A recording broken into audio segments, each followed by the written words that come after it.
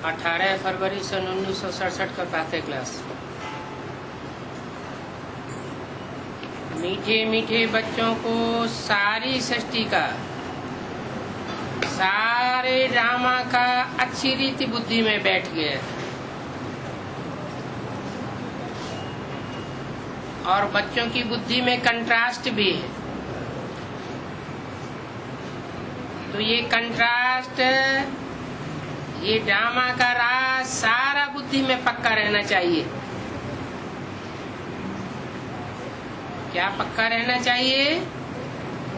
कि सतयुग में सभी श्रेष्ठाचारी, निर्विकारी, पावन और सॉल्वेंट थे, और अभी तो दुनिया भ्रष्टाचारी, विकारी, पतित, अनसॉल्वेंट है। अभी तो तुम बच्चे संगम युग पर हो और तुम इस पार से उस पार जा रहे हो। जैसे नदी और सागर का जहाँ मेला होता है तो उनको संगम कहा जाता है। एक तरफ नदियों का मीठा पानी और दूसरी तरफ समंदर का खारा पानी। अभी ये भी संगम है। तुम जानते हो, बरोबर सतयुग में लक्ष्मी नारायण का राज्य था, फिर ऐसे चक्र फिरा, अभी संगम युग पर है। कलयुग के अंत में सब दुखी है। इस दुखी दुनिया को जंगल कहा जाता है और सतयुग को बगीचा कहा जाता है। अभी तुम कांटे से फूल बन रहे हो, तो ये स्मृति तुम बच्चों को होनी चाहिए कि हम कांटों से फूल बन रहे हैं।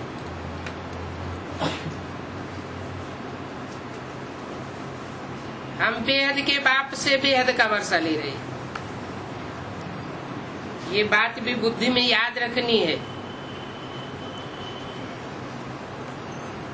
बहुतों की बुद्धि में ये बातें बैठती नहीं है। 84 जन्मों की कहानी तो बिल्कुल कॉमन है। तुम समझते हो अब 84 जन्म पूरे हुए।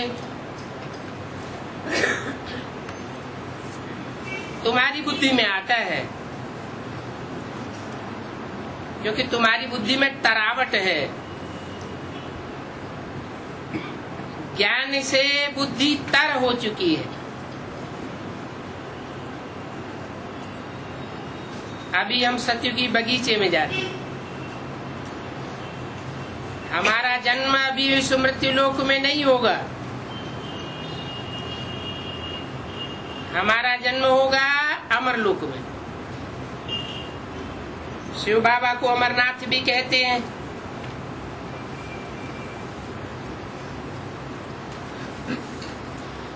वो ही हमको अमर कहानी सुनाए रहे हैं। वहां हम शरीर होते हुए भी अमर रहेंगे, अपनी खुशी से समय पर शरीर छोड़ेंगे। इसको मृत्युलोक नहीं कहा जाता है, क्योंकि इच्छा मृत्यु होती है।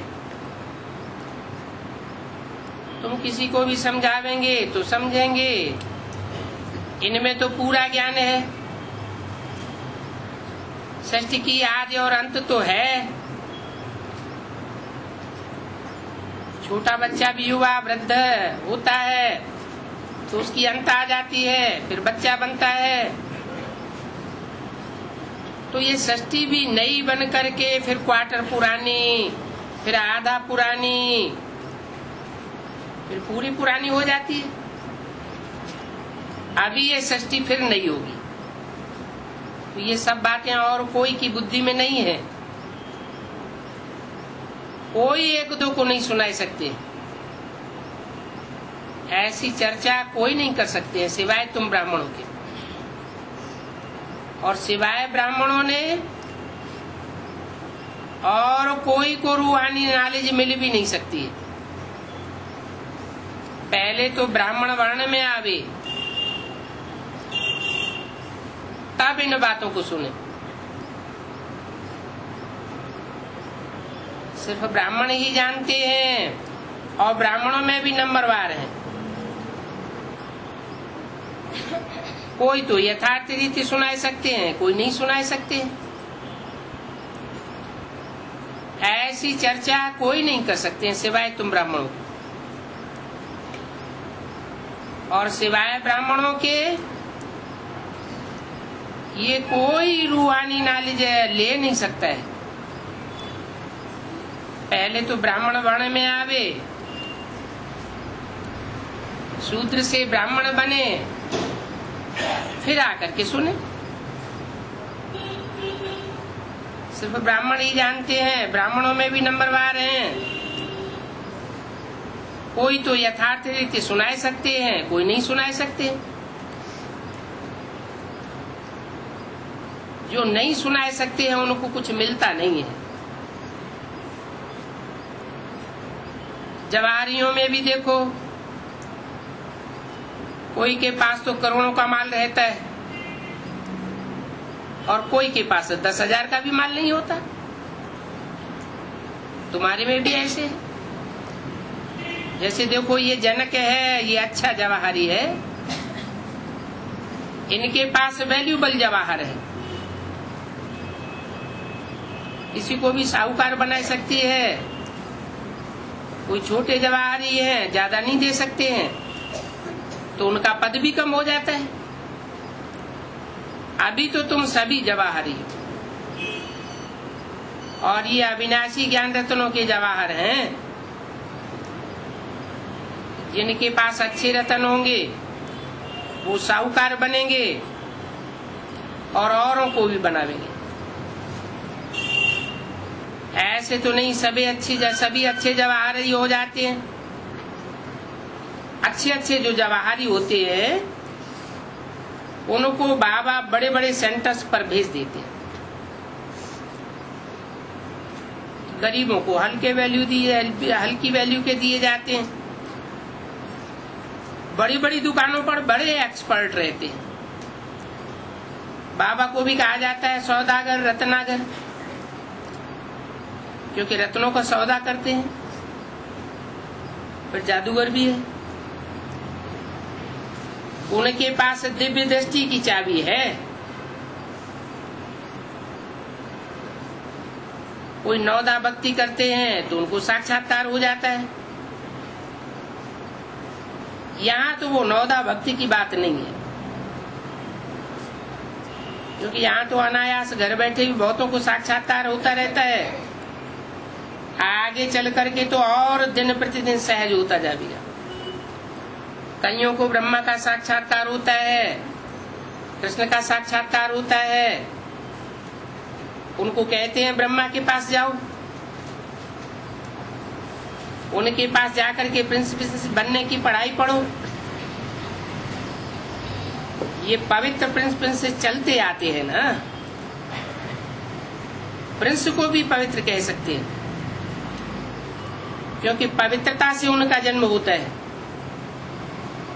अभी तो जो छोटे बच्चे हैं जिनको कहने के लिए कहते हैं महात्मा, परंतु उनका भी जन्म भ्रष्टाचार से होता है। इसलिए अभी तो सारी दुनिया को ही भ्रष्टाचारी कहेंगे। सन्यासियों को भी भ्रष्टाचार से जन्म मिलता है, परंतु सतयुग में मूत पलिति कपड़ धोती नहीं होती। वहां तो सब पवित्र रहते। बाल बच्चों की यहाँ महिमा गाई जाती है। कहते हैं बच्चे महात्मा होते हैं, परंतु हैं तो वो भी भ्रष्टाचारी की औलाद, और पतित कोई भ्रष्टाचारी कहेंगे। भ्रष्ट आचरण करने वाला हो लेकिन पतित न बनता हो, शक्ति छीण न होती हो, तो उसको भ्रष्टाचारी थोड़े ही कहेंगे। पतित से पावन, भ्रष्टाचारी से श्रेष्ठाचारी बनाना है। तो ये बुद्धि में रहना चाहिए, जो किसी को भी अच्छी रीति समझा सको। मनुष्य इस बात को समझे कि अरे ये तो सेंसिबल है। बोलो, ये त्रिमूर्ति ब्रह्मा विष्णु शंकर हैं, और ये ब्रह्मा विष्णु शंकर भी रचना है। इनको रचयिता नहीं कहेंगे। रचयिता तो एक बाप है, वो दुनिया में होते हैं हद के क्रिएटर, और ये है बेहद का बाप। ये बेहद का बाप क्रिएटर बैठ पढ़ाते हैं।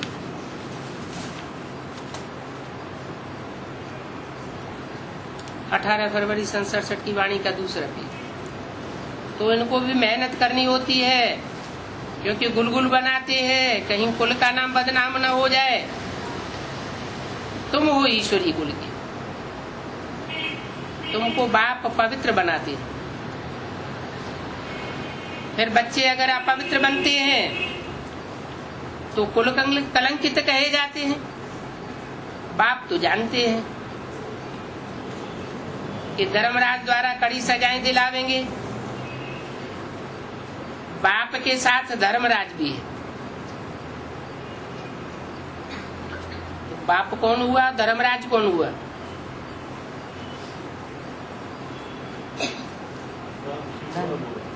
बाप हुआ शिव बाप, सो राम बाप। और धर्मराज कौन हुआ? धारणाओं का राजा धर्मराज, ब्रह्मा की सोल। धर्मराज की ड्यूटी भी अभी पूरी होती है।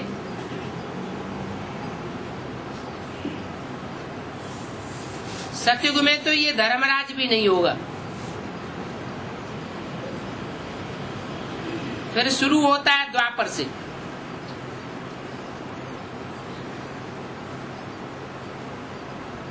कौन शुरू होता है?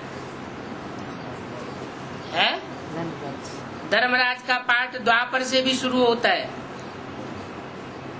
गर्भजेल में बैठ करके सजाएं खाते हैं, त्राही त्राही करते हैं। अभी तो बाप बैठ करके कर्म विकर्म अकर्म की गति समझाते।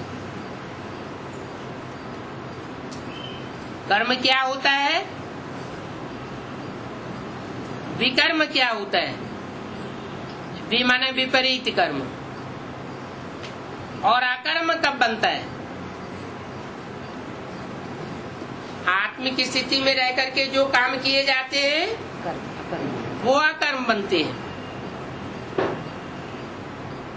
बाप की याद में रह करके जो श्रीमती युक्त कार्य किए जाते हैं वो कर्म बनते हैं, सुकर्म भी कह सकते हैं।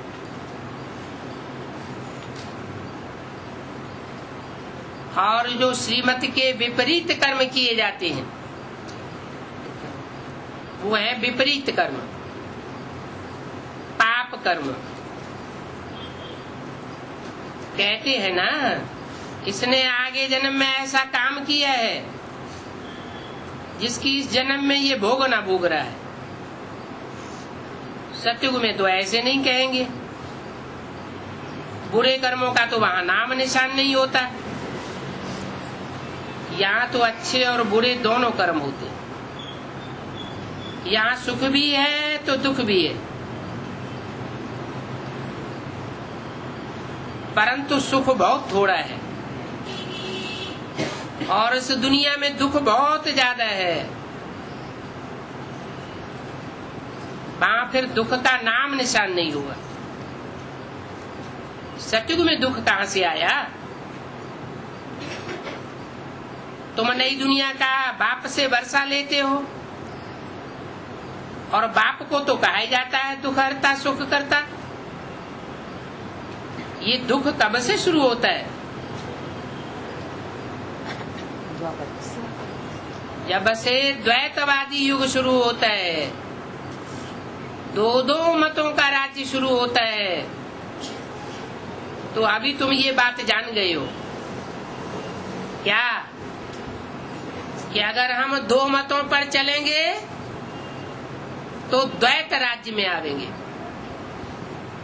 और एक की मत पर चलेंगे तो अद्वैत राज्य में आवेंगे। शास्त्रों में तो कल्प की आयु ही लंबी चौड़ी लगाई दी है। अभी तुम जानते हो हमारे आधा कल्प के लिए दुख हट जाएंगे।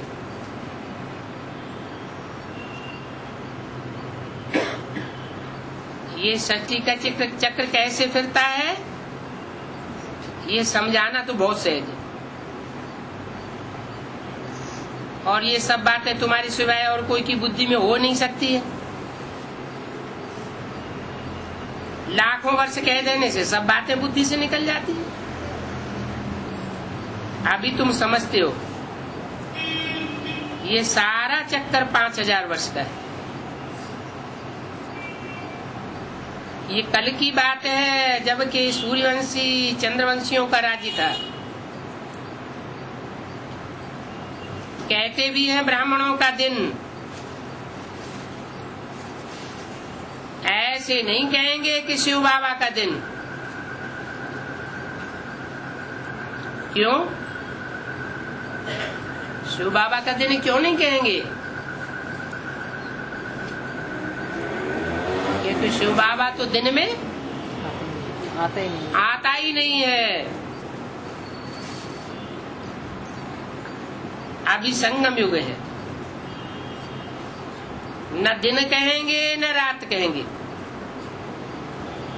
तुम जानते हो हम ब्राह्मण फिर देवता बनेंगे, सतयुग में जाए ऐसे बनेंगे,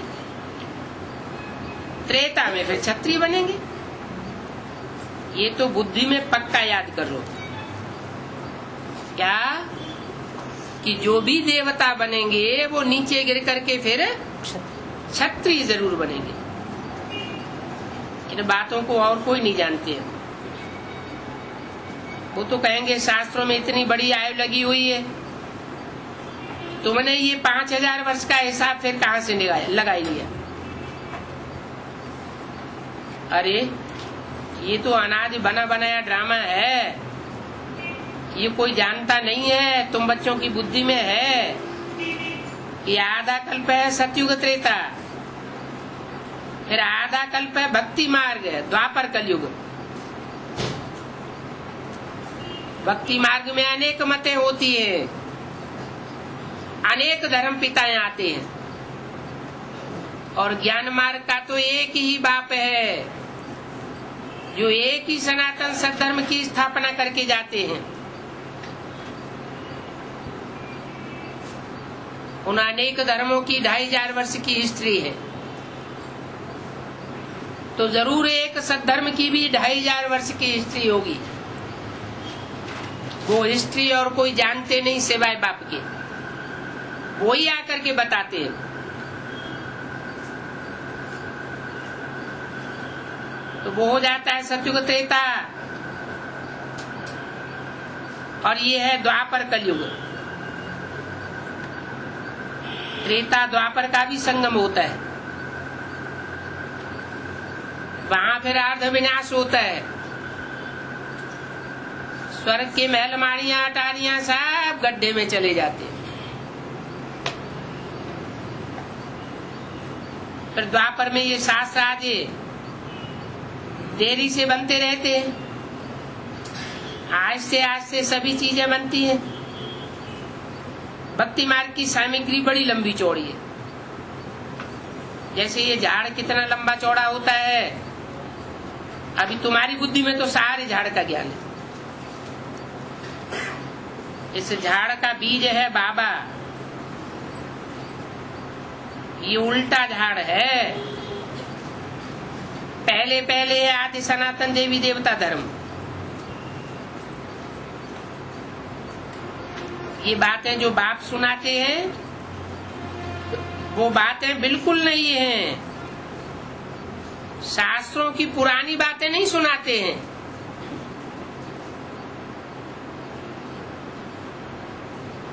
बाप टीचर बन करके भी जो सुनाते हैं वो बेसिक नॉलेज की पुरानी पुरानी बातें ही नहीं सुनाते हैं, नई नई बातें बताते हैं। इस नए ज्ञान से नई दुनिया की स्थापना होती है। इस देवी देवता धर्म के स्थापक को कोई नहीं जानते। कहते हैं कृष्ण ने गीता ज्ञान दिया, गीता ज्ञान दिया तो फिर भागवत हुई।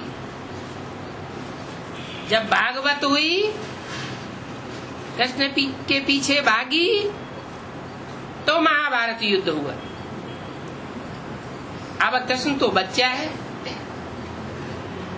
बच्चा कैसे युद्ध करावेगा? ये ज्ञान तो सुनाने वाला बाप है, तो बाप को उड़ा करके बच्चे का नाम डाल दिया।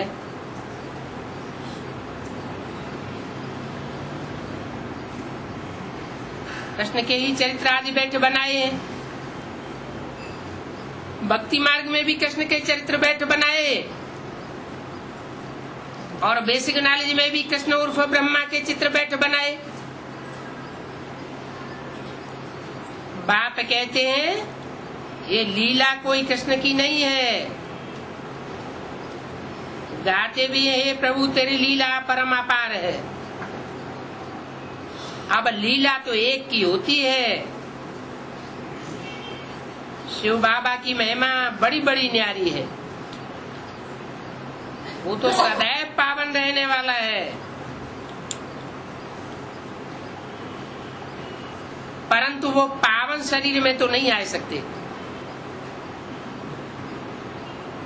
उनको बुलाते ही हैं कि पतित दुनिया को आकर के पावन बनाओ। तो ऐसे थोड़े ही कि ब्रह्मा के तन में आवेंगे, ज्ञान सुनाकर चले जावेंगे और पति से पावन कोई बनेगा नहीं। नहीं, पतित दुनिया में पतित तन में आते हैं और आकर के पावन बना करके जाते हैं। तो बाप कहते हैं मुझे भी पतित दुनिया में आना पड़ता है। इनके बहुत जन्मों के अंत में आकर के प्रवेश करता हूँ। किनके? किनके माना किनके? बहुवचन है। राम और कृष्ण के बहुत जन्मों के अंत में आकर के प्रवेश करता हूँ। तो बाप कहते हैं मुख्य बात अलफ को याद करो। बिंदी अर्थात नुक्ता को भी याद करने की बात नहीं है। अलफ के बाद जो बे आता है उस बे को भी याद करने की बात नहीं है। वो भी नंबर 2 की बात। अव्वल नंबर में याद करो अलफ को। बाकी ये सारी रेजगारी वो सभी तो कोई धारण नहीं कर सकता है। और जो धारण कर सकते हैं उनको ही बैठ करके समझाता हूँ। क्या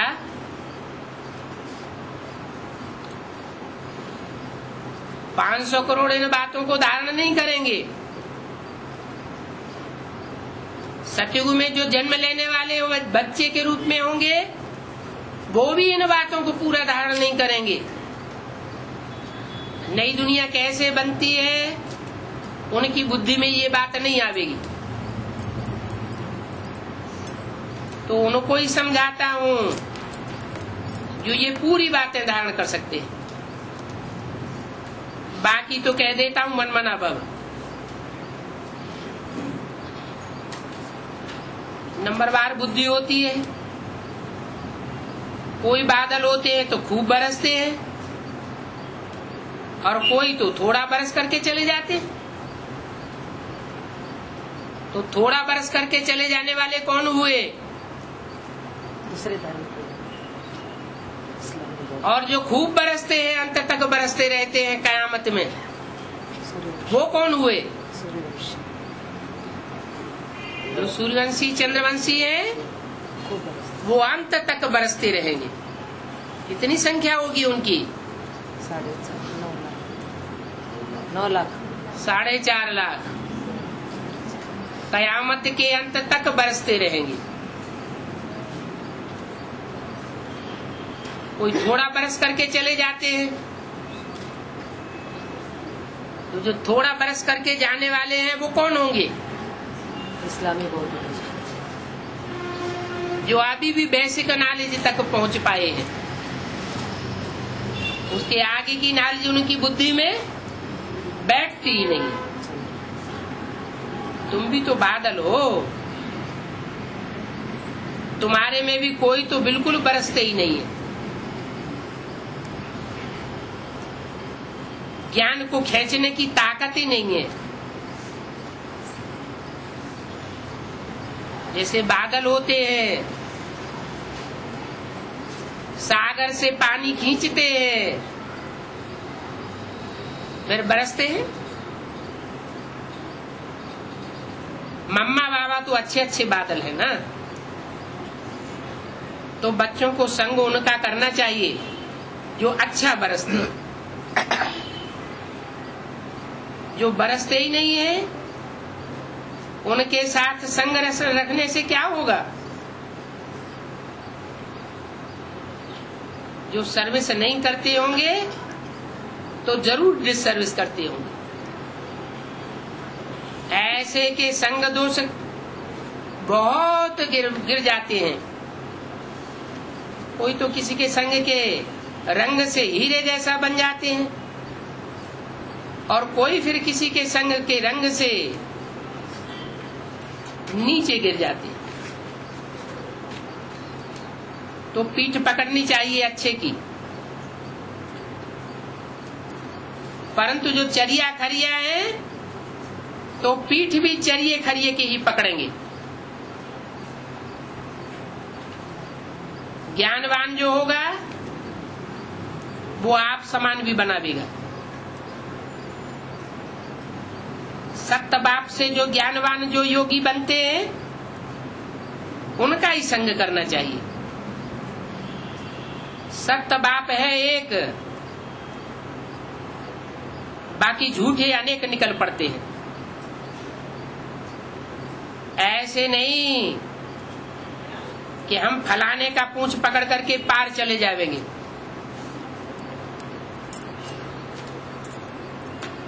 अठारह फरवरी सन 67 की वाणी का 3रा पेज। ऐसे बहुत कहते हैं हम तुम्हारा ही पूंछ पकड़ लेंगे, परंतु यहाँ तो वो बात ही नहीं है।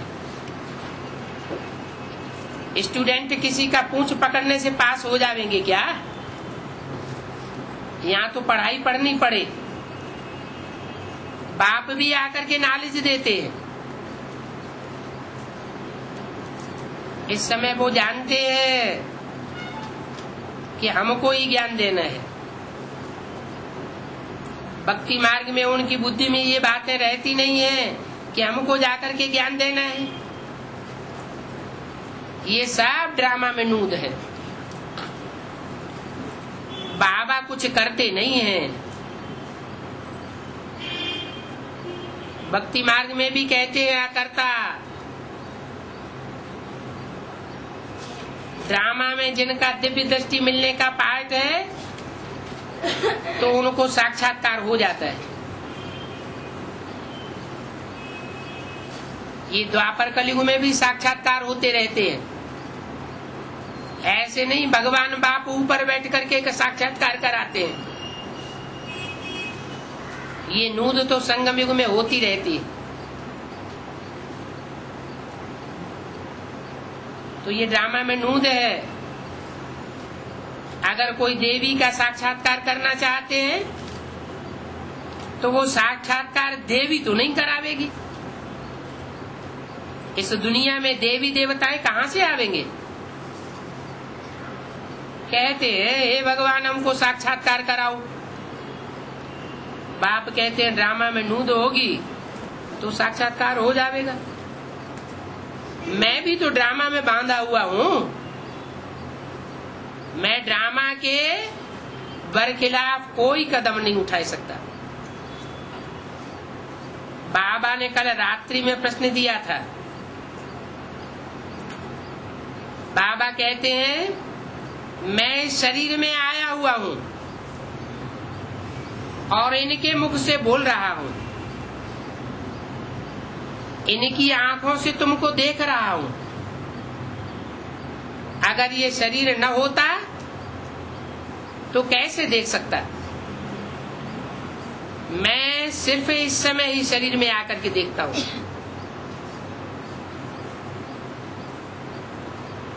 पतित दुनिया में मुझे आना है, स्वर्ग में तो मुझे कोई बुलाते ही नहीं है। मुझे बुलाते ही है संगम युग पर। तो संगम युग पर आकर के शरीर लेता हूं, तब ही इनकी आंखों से देखता हूं। जो निराकारी बिंदु रूप है वो तो कुछ देख नहीं सकता। आर्गन्स के बिना आत्मा कुछ भी नहीं कर सकती है। बाबा कहते हैं मैं कैसे देख सकता हूं? मेरी आत्मा चुरपुर कैसे कर सकती है बिगर शरीर के? ये तो अंधश्रद्धा की बात है। जो कहते हैं कि ईश्वर सब कुछ देख सकता है, वो सब कुछ करता है, वो देखेंगे कैसे? जब आर्गन्स मिले तब तो देखे। बाप कहते हैं अच्छा व बुरा काम ड्रामा अनुसार हर एक करते रहते। मैं थोड़े इतने 500 करोड़ मनुष्यों को बैठ करके हिसाब करूंगा, देखूंगा। मुझे शरीर है तब सब कुछ करता हूं।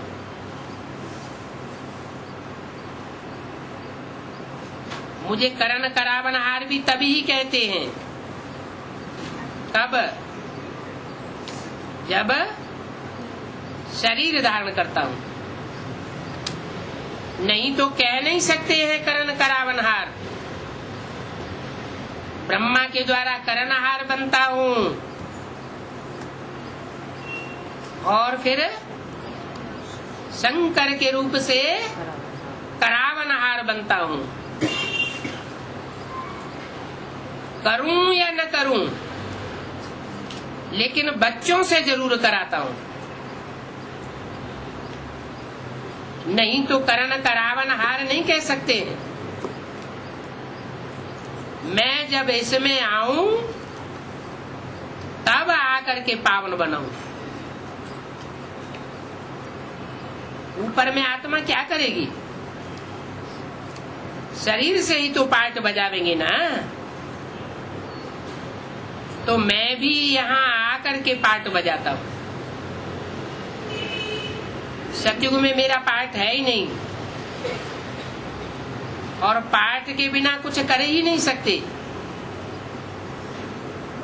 शरीर के बिना आत्मा कुछ कर न सके। आत्मा को बुलाया जाता है, वो आत्माएं भी आर्गन्स के बिना कुछ कर नहीं सकती। तो ये डिटेल की बातें हैं। मुख्य बात कही जाती है बाप और वर्षे को याद करो। बेहद का बाप इतना बड़ा है, उनसे वर्षा कब मिलता है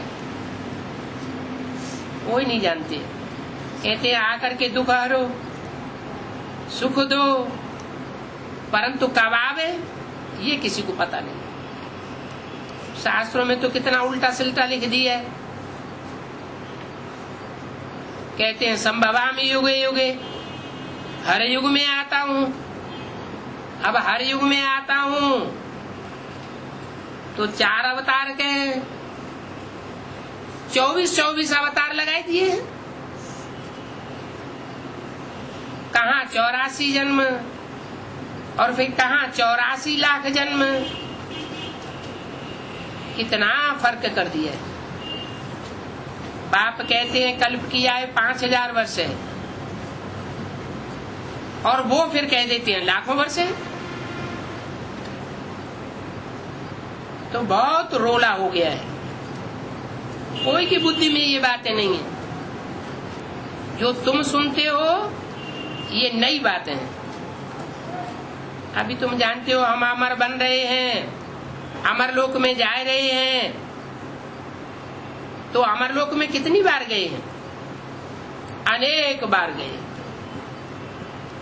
ये अमरलोक में जाने और मृत्युलोक में आने की कभी इंड नहीं होगी। बहुत कहते हैं क्या मोक्ष नहीं मिल सकता, सदा काल की मुक्ति नहीं मिल सकती? बोलो, ये नहीं हो सकता।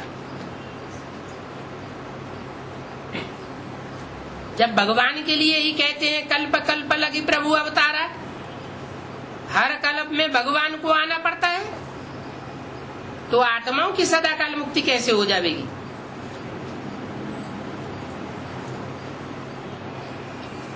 तो ये अनादि ड्रामा फिरता ही रहता है। तुम हो सच्चे सच्चे फकीर, तुम ही ये हिसाब जानते हो। तुम सच्चे सन्यासी हो ना, वो फकीर नहीं हो। सन्यासियों को फकीर कहा जाता है, ऋषि को सन्यासी कहा जाता है। अभी फिर तुम अमर बनते हो। भारत कितना अमर था, अभी कैसे फकीर बन गया है। भीख मांगते रहते हैं, सीढ़ी में देखो दिखाया है कैसे ये सारा भारत इंसॉल्वेंट बना है। फिर अमर बनेंगे। वेद का बाप आकर वेद का वर्षा देते हैं, गीत में भी है, बाबा आप जो देते हो सो कोई नहीं दे सकता। आप हमको विश्व का मालिक बनाते हो। कोई भी धर्म संप्रदाय में कोई हिटलर और नेपोलियन विश्व का मालिक नहीं बन सका। ये पढ़ाई बाप ही आकर के पढ़ाते। इस विश्व के मालिक बने को कोई लूट नहीं सकता है। ऐसे ऐसे जो गीत बनाने वाले हैं वो भी उन गीतों का अर्थ नहीं समझते हैं। तुम जानते हो वहां पार्टीशन आदि कुछ नहीं होगा। यहाँ तो देखो कितना पार्टीशन है। ये सागर हमारा, वो सागर तुम्हारा, ये जमीन हमारी, वो जमीन तुम्हारी। वहां तो तुम सारे आकाश, सारी धरती पर काबिज रहते हो। तो बच्चों को इतनी खुशी होनी चाहिए। हमेशा समझो शिव बाबा ही हमको पढ़ाते हैं।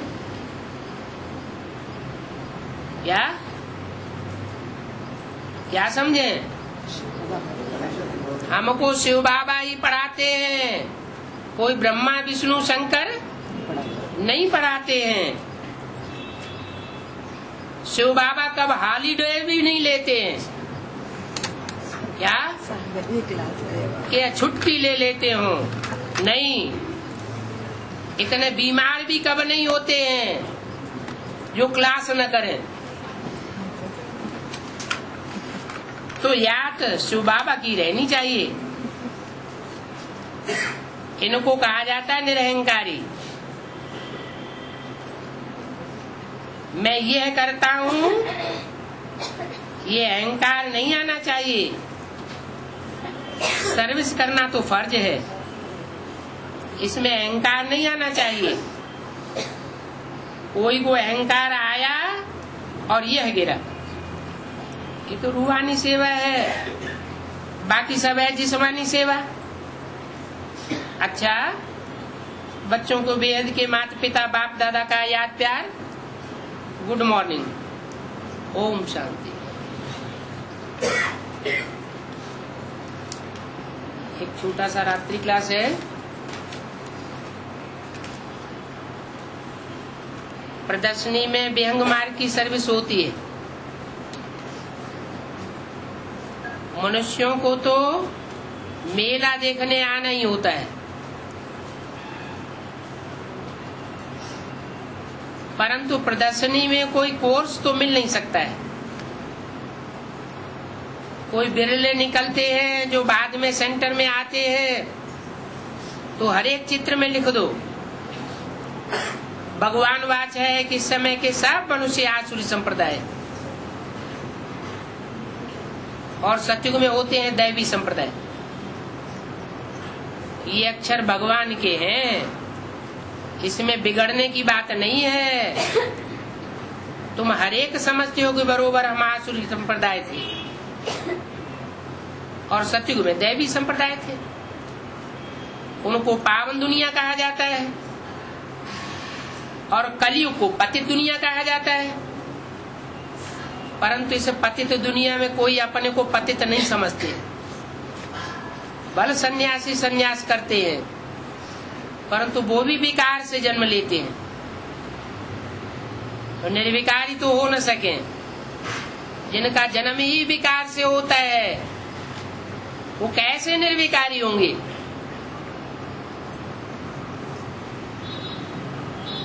कोई पूछे तुम्हारा जन्म विकार से हुआ है या निर्विकार से हुआ है, तो क्या जवाब देंगे? है? विकार से हुआ है। अरे हम तो मुखवंशावली है, हम तो ब्रह्मा के मुख से ज्ञान सुन करके ब्राह्मण बने हैं। सन्यासी हम ब्राह्मणों का जन्म भ्रष्ट इंद्रियों से नहीं होता है।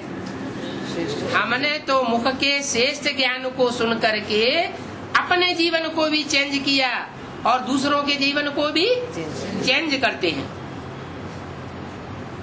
सन्यासी भी दो प्रकार का होता है, एक हद का होता है, दूसरा बेहद का होता है। वो हठ योगी होते हैं निवृत्ति मार्ग वाले, और ये तो राजयोग है पवित्र प्रवृत्ति मार्ग। तो उन सन्यासियों को बोलो ये लक्ष्मी नारायण आदि सर्वगुण संपन्न थे। मंदिरों में जिनकी तुम पूजा करने जाते हो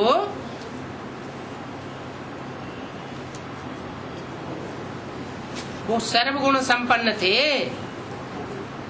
अभी तुम ऐसे बने हो, तुम तो विकार से पैदा हुए हो। सतयुग में अगर विकार होता तो सतयुग को वाइसलेस वर्ल्ड क्यों कहा जाता है? शास्त्रों में तो लिखा हुआ है सतयुग में लक्ष्मी नारायण का राज्य था। इस कलयुगी दुनिया को नरक पतित दुनिया क्यों कहते हैं? यहाँ क्यों बुलाते हैं कि पतित पावन आओ? जरूर पहले पावन दुनिया थी। साधु संत महात्मा सब इस समय पतित आसुरी संप्रदाय, उनके चरण धो करके चरणामृत लेते हैं। तो जन का चरण धो करके चरणामृत माताएं लेती है, वो अपन को पतित थोड़े ही समझते हैं।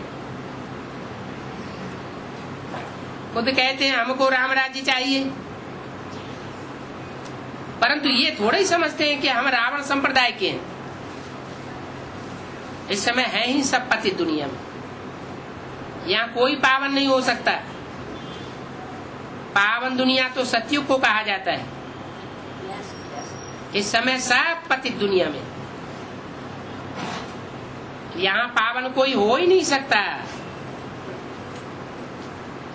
पावन दुनिया सतयुग को कहा जाता है। यहाँ है पापात्माओं की दुनिया। पापात्माओं के राज्य में सब पापी होते हैं, यथा राजा तथा प्रजा।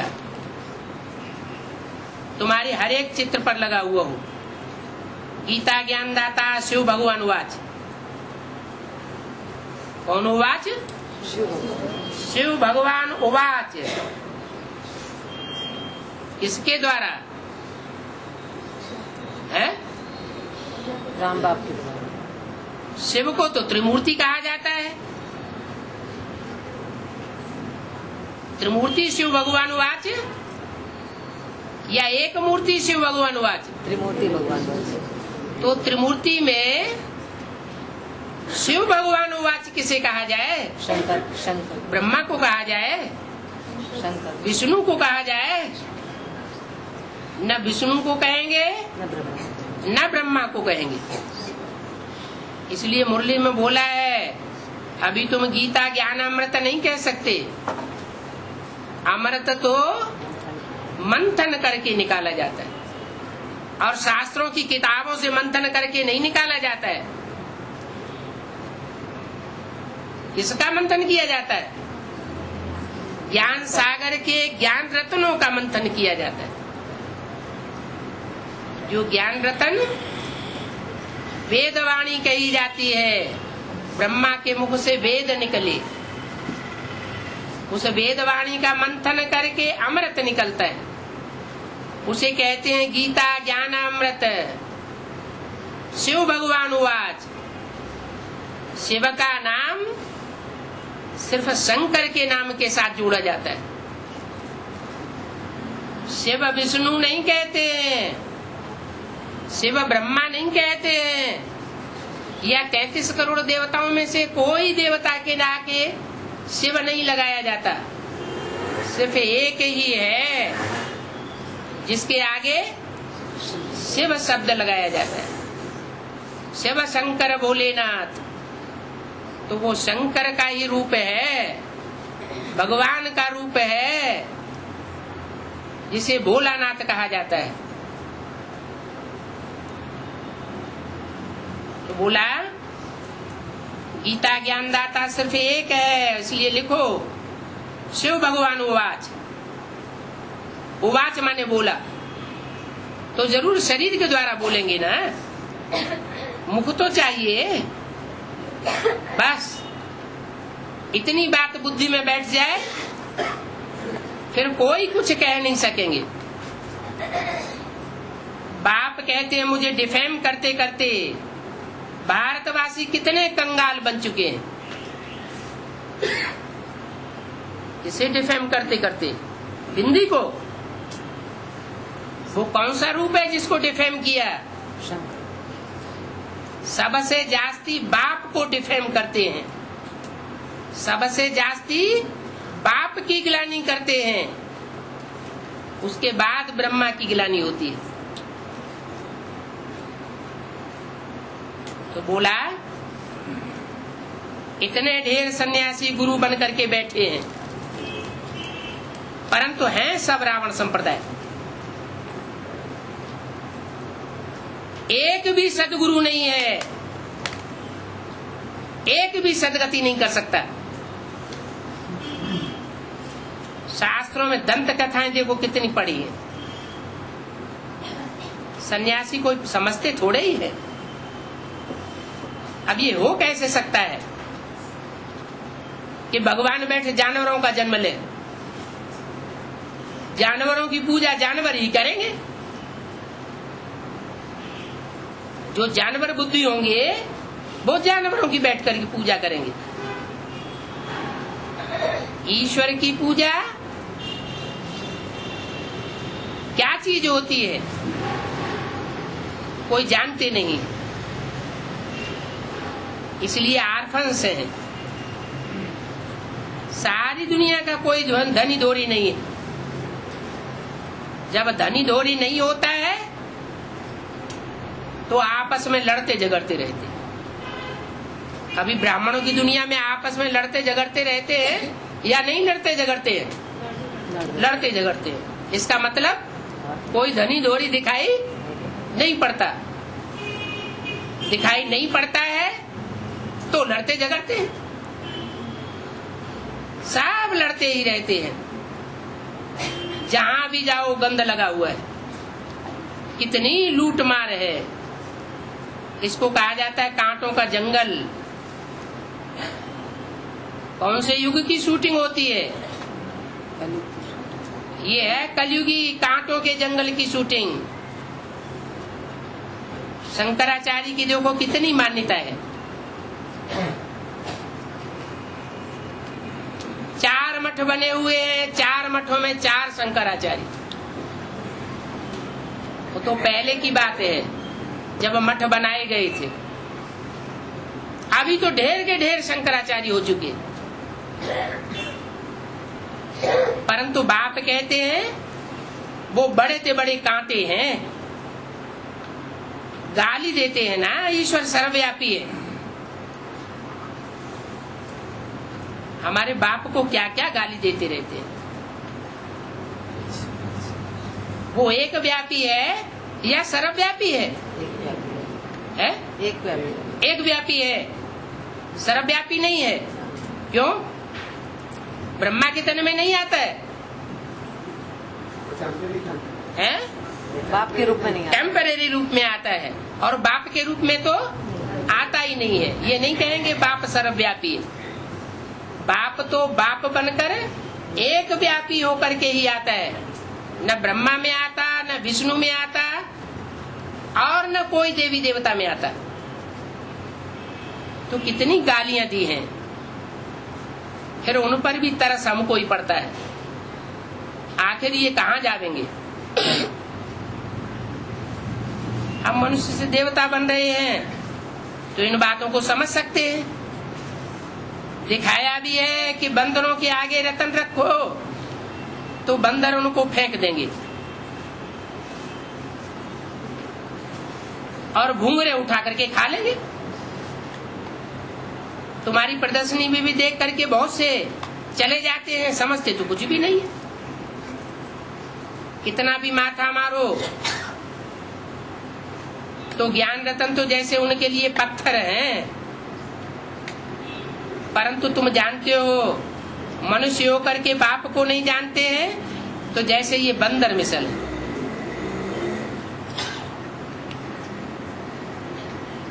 ये लक्ष्मी नारायण कोई बाप को नहीं जानते हैं। कौन लक्ष्मी नारायण?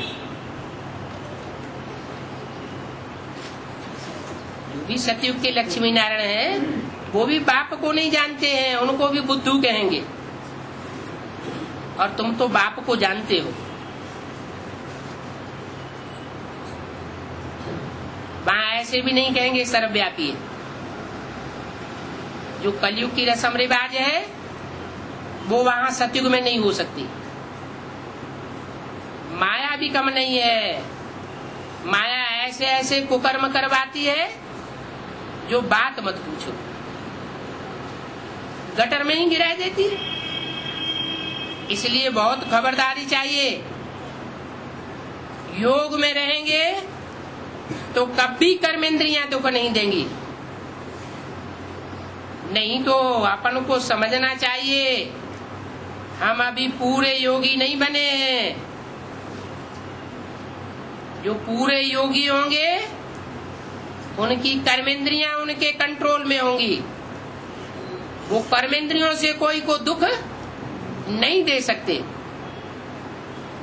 योग बल से कर्मेंद्रियां बिल्कुल शीतल हो जाती है, परंतु इतनी स्टेज पाना बहुत मुश्किल है। योग भारत का ही मशहूर है। दुनिया में देश तो बहुत हैं, जैसे गीता की टीकाएं बहुत है, 108 से भी ऊपर टीकाएं हो गई। ऐसे दुनिया में देश भी बहुत है। जैसे भारत देश है, भारत चैतन्य भी है तो भारत जड़ भी है। ऐसे दूसरे देश भी हैं, तो चैतन्य में भी है तो जड़ देश भी है। लेकिन भारत का राजयोग मशहूर है। नालिश तो बहुत सहज है, 7 रोज में ही सारी नालिश समझाए देते हैं। परंतु योग में तो अच्छे अच्छे बच्चे फेल हो पड़ते हैं। मेहनत सारी योग में। इस शरीर में होते हुए अपन को अशरीरी समझना, इसी में सारी मेहनत है। क्योंकि अभी वापस जाना है। कैसे वापस जाना है? शरीर में रहते रहते वापस जाना है या शरीर छोड़ करके वापस जाना है? में रहते हुए, शरीर में रहते रहते मन बुद्धि से आत्मा वापस परम धाम चली जावे। शरीर मृत्यु सैया को न आलिंगन करे, शरीर फिर भी जीवित रहे, मृत्यु नहीं कही जाएगी। तो अपन को अशरीरी समझो, क्योंकि अभी वापस जाना है। बाप को याद करो तो भी कर्म विनाश होंगे।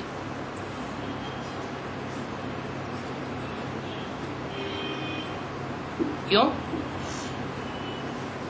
सिर्फ बाप को याद करो तो भी कर्म विनाश क्यों होंगे?